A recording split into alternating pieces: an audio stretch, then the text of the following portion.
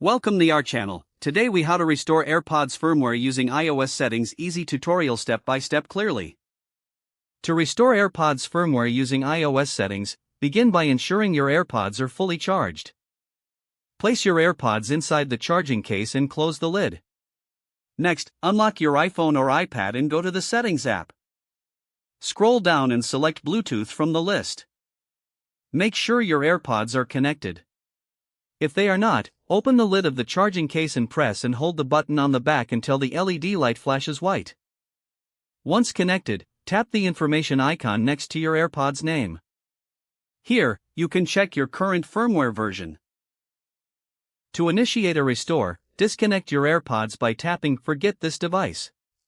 Confirm your selection by tapping Forget device again. With the case open and your AirPods inside, press and hold the button on the back of the case until the light flashes amber, then white. This process resets your AirPods, removing any existing settings. After a few moments, reopen the lid and make sure your device's Bluetooth is on. Go back to the Bluetooth settings and select your AirPods to reconnect them.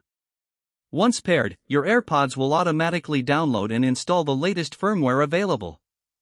You can verify the firmware version in the same Bluetooth settings menu. Once your AirPods have been successfully restored and updated, feel free to use them as usual.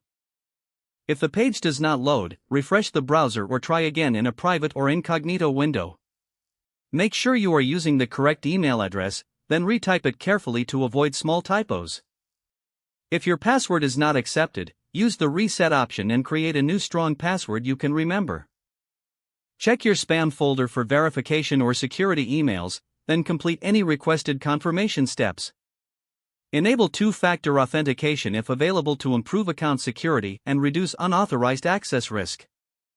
After signing in, review your profile details so your contact information and settings are accurate and current.